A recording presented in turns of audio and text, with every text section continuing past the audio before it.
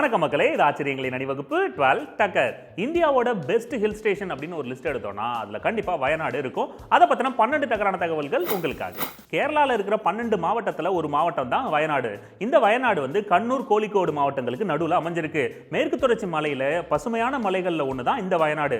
இந்த வயநாட்டில் நீங்க எந்த சைடு பார்த்தாலும் முழுக்க முழுக்க பசுமையான தேயிலை தோட்டங்களும் பசுமையான காடுகளும் நிறைஞ்சிருக்கும். ஒரு வாரம் போய் தங்கிட்டு வந்தோம்னா மனசும் உடம்பும் ஃப்ரெஷ் ஆயிடும்.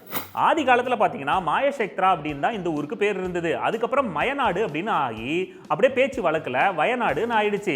இன்னொரு சைடு இன்னொரு இன்ஃபர்மேஷன் என்ன சொல்றாங்கன்னா, இந்த ஏரியால வயல்கள் அதிகமா இருக்கிறதுனால வயநாடு அப்படின்னு கூப்பிடுறோம் அப்படின்னு சொல்றாங்க. பேர் எதுவா இருந்தா என்ன, ஊரு சூப்பரா இருக்கும். 3000 வருஷத்துக்கு முன்னாடியே வயநாட்டில் மனித சமூகம் வாழ்ந்திருக்கிறதா தொல்லியல் அம்சங்கள் கிடைச்சிருக்கு. அதை தாண்டி மனித சமூகமும் காட்டுயிர் அம்சங்களும் ஒன்னா சேர்ந்து இந்த இடத்துல அமைதியா வாழ்ந்திருக்காங்க அப்படின்னு சொல்லி வரலாற்று குறிப்புகள் நமக்கு கிடைச்சிருக்கு. இப்பவே இப்படி இருக்கே, அப்ப எப்படி இருந்திருக்கும்? இயேசு கிறிஸ்து பிறக்கிறதுக்கு 10 நூற்றாண்டுகளுக்கு முன்னாடியே இந்த காட்டு பகுதியில் மனுஷங்க வாழ்ந்திருக்கிறதா ப்ரூஃப் கிடைச்சிருக்கு. இதுக்கு சாட்சியா ஆதி காலத்துல உருவாக்கப்பட்ட அந்த பாறை சிற்பங்கள், கிறுக்கல்கள், அப்புறம் கற்குடைவுகள் இது மூலியமா நமக்கு தெரியுது. 18th செஞ்சுரியில் ஹைதர் அலி இந்த பகுதியை பார்த்து அதோட அழகுல மயங்கி இதை எப்படியாவது கேப்சர் பண்ணணும்னு நிறைய ட்ரை பண்ணாரு. அது மட்டும் இல்லாமல் நிறைய பேர் வந்து இந்த பகுதிக்காக போர் செஞ்சிருக்காங்க. ஃபைனலாக பார்த்தீங்கன்னா கோட்டயம் ராஜவம்சத்தோட கண்ட்ரோலுக்கு இந்த பகுதி போயிடுச்சு.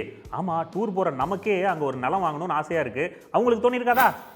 ஆங்கிலேயர்கள் 100 வருடம் வயநாடு ஆட்சி பண்ணியிருக்காங்க. அந்த பீரியட்ல தான் வந்து தேயிலை தோட்டம், காஃபி தோட்டம்லாம் அங்கே ஃபார்ம் பண்ணியிருக்காங்க. அந்த டைம்ல ரோடு, பாலம் இது எல்லாத்தையும் பில்ட் பண்ணியிருக்காங்க. இந்த செயல்பாடுகள்னால நிறைய பேர் அங்கே குடியேறினாங்க.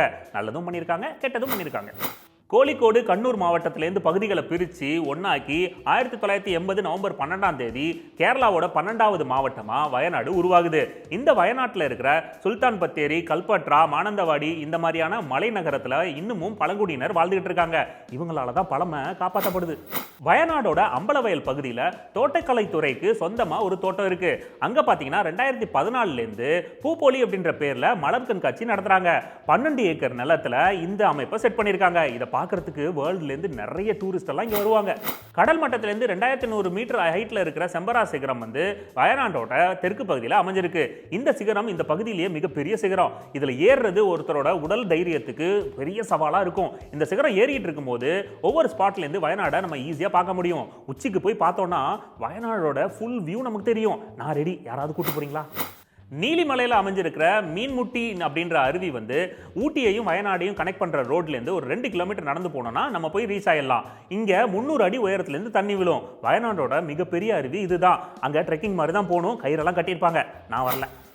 பசிபாதாளம் கடல் மட்டத்திலேருந்து 1700 மீட்டர் உயரத்தில் பிரம்மகிரி குன்றெல்லாம் இருக்கிற அடர்ந்த காட்டுக்கு நடுவில் அமைஞ்சிருக்கு. இங்கே நிறைய பாறைகள், குன்றுகள் இதெல்லாம் நம்ம பார்க்க முடியும். அதை தாண்டி வித்தியாசமான பறவைகள், தாவரங்கள், அப்புறம் விலங்குகள்லாம் இங்கே வாழ்ந்துகிட்டு இருக்கு. கொஞ்சம் டேஞ்சர் தான், பட் பியூட்டிஃபுல் பிளேஸ். தனியாக ஒரு தீவு பயணம் போகணும்னா பஞ்சசூரா சாகர் டேம் தான் பெஸ்ட் சாய்ஸு. இது எங்கே அமைஞ்சிருக்குன்னா வயநாடோட தெற்கு பகுதியில் இருக்கிற கரலாடி ஏரிக்கு பக்கத்தில் அமைஞ்சிருக்கு.